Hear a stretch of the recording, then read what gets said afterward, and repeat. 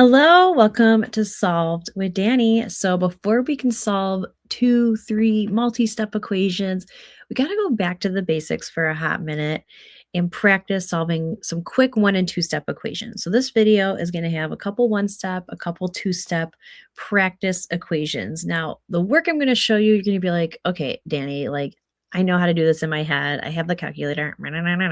Okay, just trust me when I say practice showing the work this little bit obnoxious way, and it's going to make it when you get to those multi-step equations much simpler. Okay, so bear with me, don't click off yet, we can do this. Okay, so I love using multiple colors because I just aesthetically it makes me happy, and it's easier for me to see. I'm a very visual learner, so anytime I'm solving an equation, I like to drop a line down the equal sign because whatever happens on the left-hand side of this equation needs to happen on the right-hand side of this equation as well. I also like to circle the variable as well as any coefficients that might be there. Now this one, it's a quick 1-step equation, no coefficient. Technically a 1 is your coefficient. Life is good. So how do we solve these 1-step equations? We need to think of the inverse operation. What can we do to get that variable alone, that w alone? Well, what's next to that w that I circled that I don't want there? That -6. So how do I move a -6? What's the inverse operation? It's a +6. So I'm going to go +6. Whatever I do to one side, I got to balance it out. It's all a balancing act. I got to do it to both sides. Don't leave one of the sides feeling left out. Do it to both sides. So this now cancels out. Life is good. I can bring that W down. I'm going to bring my equal sign down, and -17 plus 6. And you're going to think I'm silly, but guys, you have this calculator the whole Regents exam, right? If you're in New York State, you take a Regents exam. Just use the calculator. Use the calculator. Know that there's a negative button down at the bottom. The calculator I'm particularly using is the TI 84 plus CE. It's my favorite. And then bang, you get W equals -11. And now if I want to be really fancy, we could do the check, but we'll do that on some later problems, probably in the next video. This one, I just want to get you practicing those equations. Okay, so number 1 solved. Bing, bang, boom. All right, next thing, I'm going to do the same thing. I'm going to set the stage. I'm going to circle, or excuse me, I'm going to draw my line down. Whee! Circle my variable, and you're like, Danny, you circled the whole left side of the problem. Yes, I did. So we have a 3 attached to that z. So 3 is the coefficient, the number out in front. What operation binds that coefficient and that variable together? It's multiplication. What's the inverse operation of multiplication? You guessed it. It's division. So what I do to one side, I got to do to the other. We're going to divide by 3. I like to personally show my division like a fraction. If you like to write your little divide by 3, you do you, boo. This is just my preference because 3/3 is 1. I like to see that zing, that big 1, super 1. So now I have z is left alone. And I like to write my z's with a line in it. Otherwise, they look like 2's. Okay. Bring my equal sign down. 21 divided by 3 is, drum roll. If you have your calculator, it's 7. Again, there's no shame. Calculator, I love it. Best friend. This is your best friend right here. Okay. No judgment. All right. Next. X over 7 equals -9. Let's draw our line down. Technically, this is all one piece. X over 7 as a side note, I'll just do a little side note over here in another color. X over 7 is the same thing. Technically, there's a 1 in front of that, right? As 1/7 x. These two things mean the exact same thing. For the most part, you'll probably see x over 7, but you can also see 1/7 x, okay? Not out of the ordinary. You can see it either way. They mean the same. They mean the same thing. Just like how my name's Danny, but my parents call me Danielle. Two different things, same person, okay? So right now this says x over 7 is really like x divided by 7. What's the inverse operation of division? Multiplication. So I'm going to multiply each side by 7. I'm going to put this over 1. I like to have it complete. So times 7 over 1. You can put that 9 over 1 too, if that makes you happy.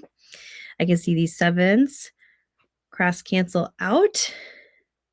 We're left with x equals negative 63. We love those negatives, don't we? So fun. So fun. All right. And in some later videos, we will do some with that fractional coefficient. It's just not in this one.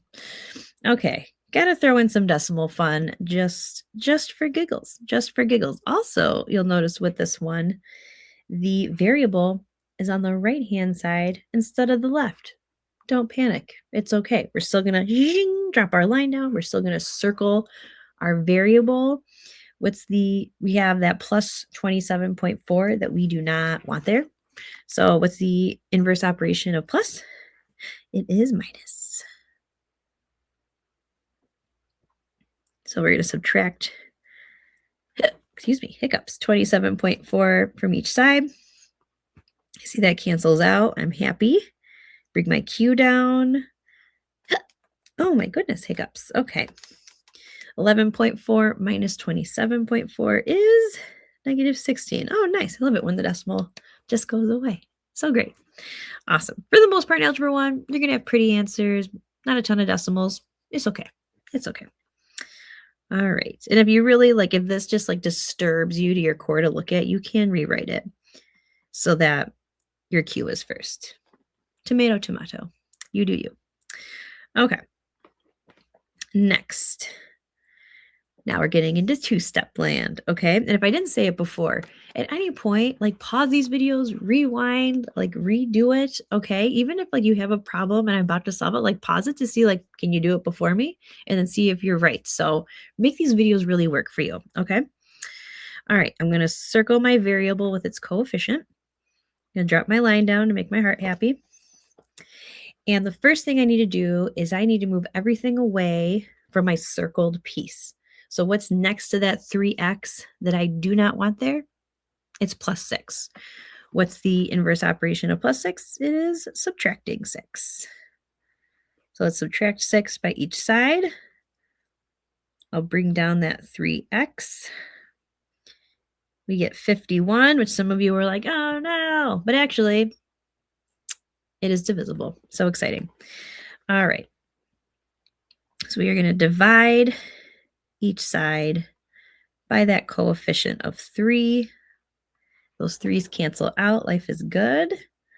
Bring my x down. 51 divided by 3 is, drumroll please, 17. Yay. So pretty. So pretty. Okay.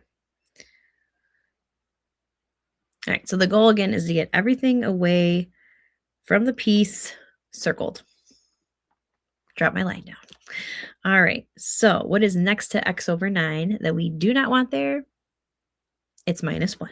So how do we move minus 1? How do we cancel it out from the left? We add 1.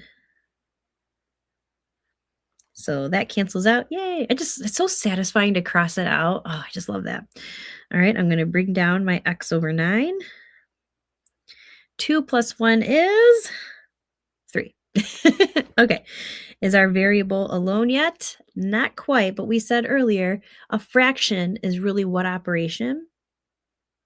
Division.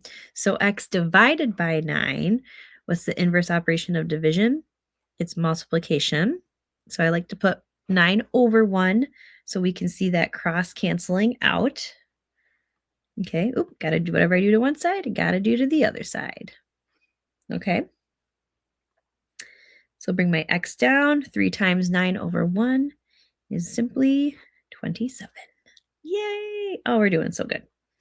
You're killing it. You're killing it. Okay. I think I have 10 total problems in this video. All right, let's do another one. And again, if you want to pause it here, see how far you get without me. Try it out, okay? You might be able to do more than you think. You never know. So I'm going to circle my term with my variable, draw my line down. How do I move that plus 14? I don't want it there. What's my inverse? Minus 14. Pew, pew, pew. That crosses out. Feels so good. So good. Bring down my x over 2 equals negative 8 minus 14 is negative 22. Gotta love me a negative. Ooh, and I wrote too big. That was always my problem. I always write really big. Anyone else there with me? Anyway, That x over 2 we said is division. The inverse operation of division, multiplication. So we're going to multiply by 2 over 1 to each side. Pew, pew. Those 2's cross cancel out. Feels so good. So x equals negative 44. We are cruising. Okay. Ooh, all right. The order has changed a little, but it's still the same junk we've been practicing, okay? Don't panic. So let's circle our term with the variable. Notice that I circled that plus sign in front because sometimes it could be a subtraction symbol. So you want to be careful. So I always like to circle the symbol in front of it, okay? Drop my line down. What is next to that W over 5? That 14. Now that 14 is technically positive. So what's the opposite of that? What's going to cancel it out? Subtracting it. Pew, pew. All right, so that cancels out. Life is good. Bring down that positive W over 5. We've got negative 21 minus 14. That's going to give us negative 35. Gross, but it's all good. And then that fraction is what operation? Division, right? So the opposite of that is multiplying. So what I do to one side, always do to the other. Cross cancels out. W equals, definitely plugging that sucker in my calculator, negative 175. Whew, big kahuna, but it's all good. All right, 2 more problems to go. Question 9 of 10. All right, circle my term with the variable. Draw my line. If you're doing that right now, I am just happy as a clam, okay? So happy. Okie dokie, artichoke. So what's next to that 6x that I do not want there? That plus 44. So how do we move it? We subtract each side. Keeps it in balance, baby. Pew, pew. Cancels out. Bring down my 6x. Negative 4 minus 44. Don't forget that negative is negative 48. That's why we love the calculator. Best friend. Best friend. Okay. And then one last step. So 6x really means 6 times x. Now, if you didn't know this, now math teachers that are watching this are probably cringing, but I'm going to say it. Lean in, lean in. Mathematicians are a little lazy. So the reason that says 6x is because we were too lazy to write 6 times x. We're like, not necessary. Let's just write it as 6x. Let's make it shorter. Okay. So we like a little shorthand in math land. Okay. So 6x means 6 times x. The inverse operation of that is to divide each side by 6. So therefore, negative 48 divided by 6 is negative 8. And again, if looking at it in this order, just like you're like, ugh, so girls, you can rewrite it. X equals negative 8. No shame. Rewrite it if it makes your heart smile. You do you. Oh, I did not make a question number 10. Well, let's make one up on the fly. You know what? Let's do...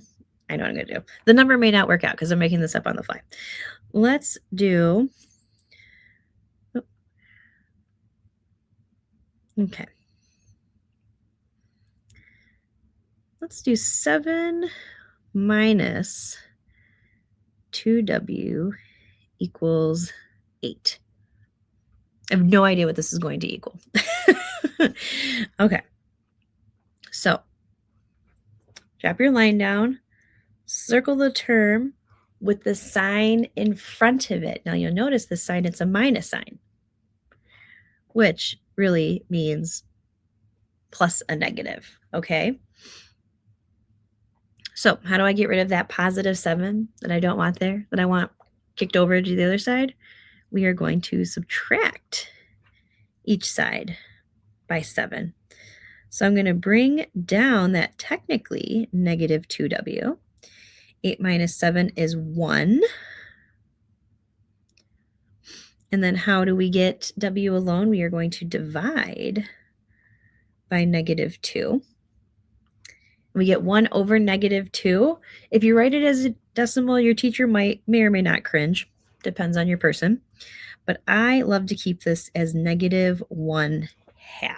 I like fractions. Fractions are much nicer and simpler because then when you get to slope and stuff, fractions just make your life a little easier. Okay, so -1/2. So I hope that helps. In the next video, we're going to do more 2-step, 3-step, and moving on into those higher step videos. So I hope this helped. You did great. Bye.